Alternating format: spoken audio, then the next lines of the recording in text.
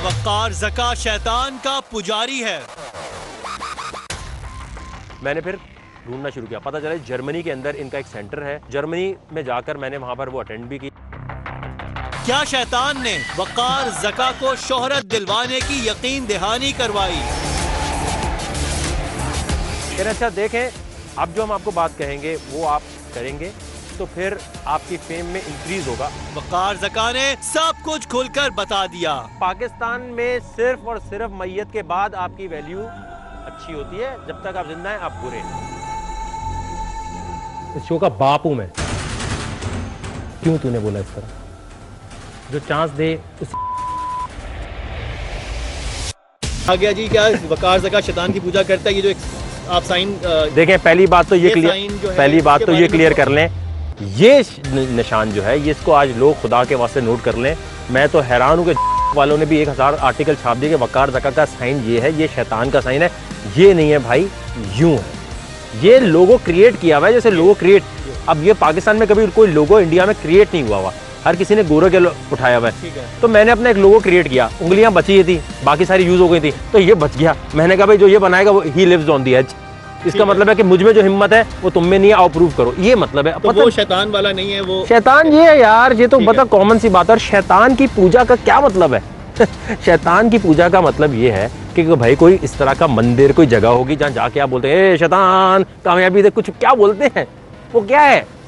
शैतान की पूजा तो हर वक्त कर रहे हैं। जब आपने गाना देखा शैतान खुश हो गया, जब आपने नामहरम से बात की तब शैतान खुश हो गया, जब आपने जाकर किसी से चीटिंग की, फ्रॉड किया, शैतान। अच्छा भाई एक तो शैतान की पूजा करते हैं। अगर आप इन चीजों को शैतान की पूजा कंसीडर करते हैं, किसी नामहरम से बात कर ली, गाना सुन लिया, ये कर लिया, तो फिर आप शैतान की पूजा करते हैं। तो इसके लिए मंदिर थोड़ी जाना पड़ता है। जो अगर आप उसको पूजा कह रहे हैं तो क्या आप करते हैं? भाई हमने शोबिज में काम कर लिया, शैतान को हमने खुश कर दिया।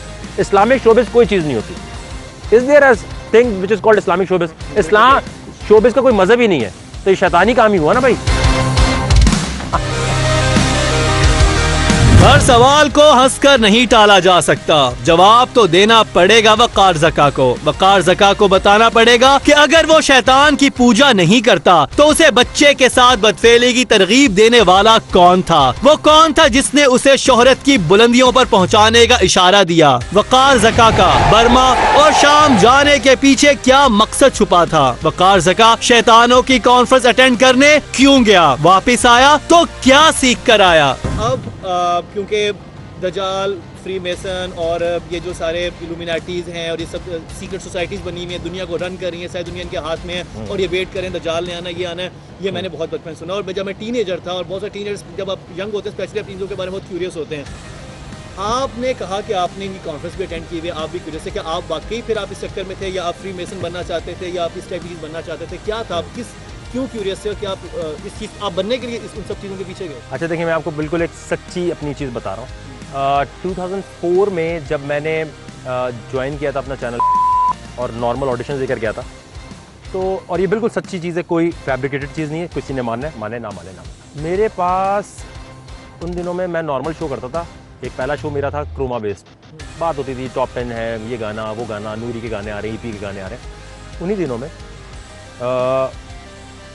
की कैंटीन थी और उस कैंटीन पे मुझे एक साहब मिले बिल्कुल नॉर्मल से। उन्होंने मुझे बोला, यार आप बहुत अच्छा काम कर रहे हैं, आप बहुत अच्छा कर रहे हैं, ये बताएं अगर आप मशहूर हो जाएंगे तो क्या करेंगे? और ये बात है मार्च 2002 की, सॉरी 2002 हाँ, मार्च। मैं भूलता नहीं हूँ। हाँ, नॉर्मल सा एक बंदा था। तो मैंने बोला, हम कैंटीन पे बैठे थे, कैंटीन वहाँ की बड़ी फ्रैंक जोन होता है हमारे लिए। मैंने कहा भाई जो सब मशहूर होना चाहते हैं वैसे मैं भी होना चाहता हूँ, बताएं कैसे होंगे? तो उन्होंने अच्छा आप मशहूर हो जाएंगे।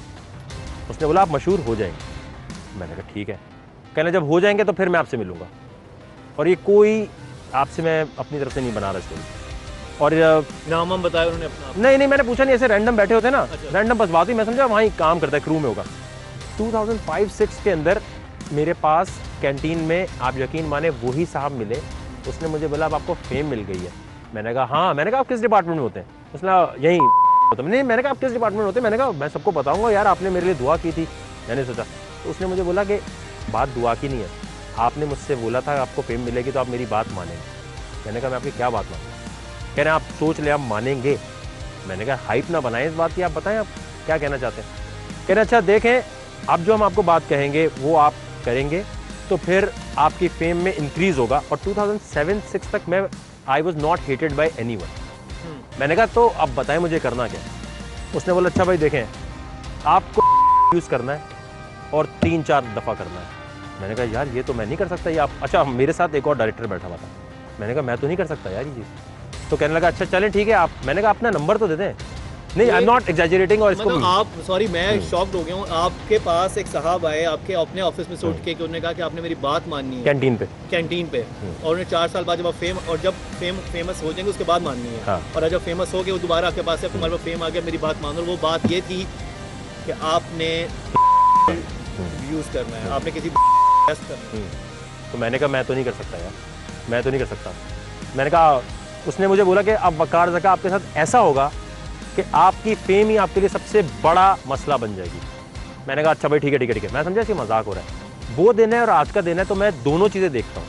मैं ये भी देखता हूँ कि लोग मुझसे बहुत नफरत भी करते हैं। हालांकि आप ये देखें वकार ज़का से नफरत करने का जवाब क्या है। तो मुझे समझ वो क्या था वो, मतलब मुझे नहीं मिला ना बंदा दोबारा। मैं आपको खुदा की कसम मुझे इसके बाद वो बंदा नहीं मिला कभी। लेकिन उसने मुझे कहा था ये फेम तुम्हारे लिए इतनी ज़्यादा भयानक हो जाएगी कि तुम परेशान हो जाओगे। और आज देखें मेरे पास मैं बर्मा चला जाऊं, सीरिया चला जाऊं, लेकिन लोग फिर भी नफरत करते हैं। लोग यही बोलते हैं शायद बर्मा में नहीं है, थाईलैंड में बैठा हुआ है, ये सीरिया नहीं गया, ये टर्की में बैठा हुआ है। और एक एक फुटेज दिखानी पड़ती है, एक एक बाज़ दफ़ा लोग कहते हैं आप इतना एक्सप्लेन क्यों कर रहे हैं। एक्सप्लेनेशन दे के थक जाता हूँ, लेकिन नहीं होती वो चीज़। उसके बाद वो फेम मेरे लिए, और मुझे लगता है शायद तो उस आदमी से दोबारा बात हुई नहीं हुई कभी, कोई नंबर भी नहीं दिया, कभी भी नज़र नहीं आया मुझे। और वो आज मैं सोचता हूँ ना, उसके बाद मैंने कहा यार किसी ने मुझे बोला शायद ये कोई इल्यूमिनाटी होगा या ये होगा, मुझे नहीं पता कौन था। मैंने फिर ढूंढना शुरू किया, पता चला जर्मनी के अंदर इनका एक सेंटर है, जर्मनी के अंदर होता है जहाँ पर इनकी कॉन्फ्रेंसेज होती हैं नवंबर के मार्च के अप्रैल के एंड में होती हैं हर साल। तो जर्मनी में जाकर मैंने वहाँ पर वो अटेंड भी की। वकार ज़का ने ऑन कैमरा एतराफ़ किया कि उसने फ्री मेसन कॉन्फ्रेंस अटेंड की। वो कॉन्फ्रेंस जहां दुनिया भर से शैतान के चेले शिरकत करते हैं और पूरी दुनिया में शैतान का राज कायम करने और नेटवर्क फैलाने की प्लानिंग होती है। वकार ज़का फ्री मेसन की इस कॉन्फ्रेंस से कितना मुतासिर हुआ? क्या वकार ज़का एक सच्चा और खरा इंसान है या फिर उसने अपने चेहरे पर कई चेहरे चढ़ा रखे हैं? आखिर वकार ज़का ने फ्री मेसन की 4 कॉन्फ्रेंसेस क्यों अटेंड की? कॉन्फ्रेंस अटेंड करने के बाद क्या वकार को शैतानी ताकतें तोहफे में दी गईं? परेशान कर देने वाले ये सारे इंकशाफात, लेकिन एक शॉर्ट ब्रेक के बाद।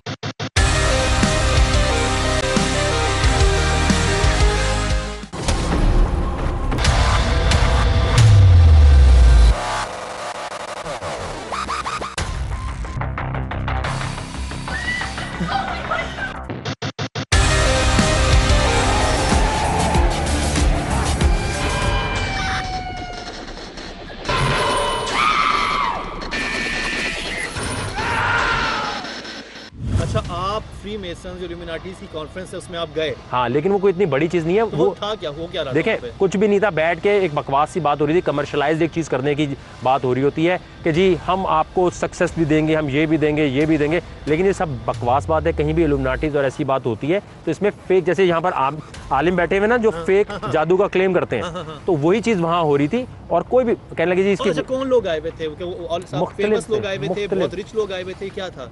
बस वो लोग थे जिनका देखें, एक होता है एथियस्ट होता है, देखें इंसान की फितरत है कि हम किसी के आगे झुकना चाहते हैं, एक नेचर है। चाहे तो आप फैन बनते हैं किसी के या इंस्पायर हो जाते हैं, आप उसके लफ्ज़ दूसरा कर सकते हैं, मैं फैन हूँ, इंस्पायर्ड हूँ, लेकिन अंदर से आप जब आप पहली दफा गए आप पे क्या इंप्रेशन क्या पड़ा? आपको पता कुछ भी नहीं, ऐसे बस कॉन्फ्रेंस ही नॉर्मल। वो जो आप इंटरनेट पे देखूं तो ये होता है कि फ्री मेसन जो हैं, जो इल्यूमिनाटीज हैं, वो तो दुनिया कंट्रोल कर रहे हैं, वो एक क्लास है, ऐसा कुछ भी नहीं है, ऐसा कुछ भी नहीं। वो जो कॉन्फ्रेंस बेसिकली वहाँ के फेक आलिम थे, फेक आलिम थे। और मैं आज तक इसकी सर्च में हूँ। देखें अगर मुझे मिल जाएगी तो सबसे पहले फुटेज तो मैं डालूंगा ना, सबसे पहले तो मैं रिकॉर्ड करके लोगों को दिखाऊंगा। तो देखो फुटेज नहीं बनाई आप जर्मनी के? बनाई है, वो डाली हुई है फेसबुक पे, बहुत जा रहे हैं, लेकिन वो कोई ऐसी चीज़ नहीं है, इतनी फैसिनेटिंग चीज़ नहीं लगेगी आपको। क्या कहते हैं? कुछ नहीं, बात वो बता रहे होते हैं देखें हम ये करेंगे, हम न्यू वर्ल्ड ऑर्डर लेकर आएंगे। हमने अच्छा भाई कैसे? अब मैं तो पूछता हूँ कि भाई कैसे लाओगे, कामयाबी कैसे मिलेगी? वहाँ पर एक बंदे ने बड़ी ज़बरदस्त बात बोली, कहने लगे आप मुस्लिम है? मैंने जी मैं मुस्लिम हूँ अल्हम्दुलिल्लाह। उसने मुझे बताना मुझे शुरू किया, उसने कहा मुझे ये बताएं आप कि जब आप डांस करते हैं तो आपके मज़हब में तो मना है, ये अलाउ है? मैंने कहा मना है। तो कहने लगे जब मना है, जब गाना गाते हैं वो भी मना है, डांस करते हैं वो भी मना है, अगर आप ड्रामा बना रहे हैं जिसमें नाम महरम, उसका मतलब ये था कि इसका इंटरेक्शन, ये मैं अपनी तरफ से नामाहिर बता रहा हूँ, उसे नहीं बताता। उसने आप में तो इंटरेक्शन मना है ना इस तरह। तो फिर जब आप ये मना है और जब ये काम करते हैं तो इसकी कामयाबी आपको कौन दे रहा है? आप ईमेल कर रहे हैं, ईमेल तो वापस आ जानी चाहिए अल्लाह की तरफ से। भाई एक दुआ मांगी, आप ये तो नहीं कह सकते अल्लाह ताला आज मैं पीऊंगा तो मुझे मिल जाए, ये हो सकता है? बाय बुक नहीं है ये, ठीक है। तो ये जब वो कबूल नहीं कर रहा तो कौन कबूल कर रहा है?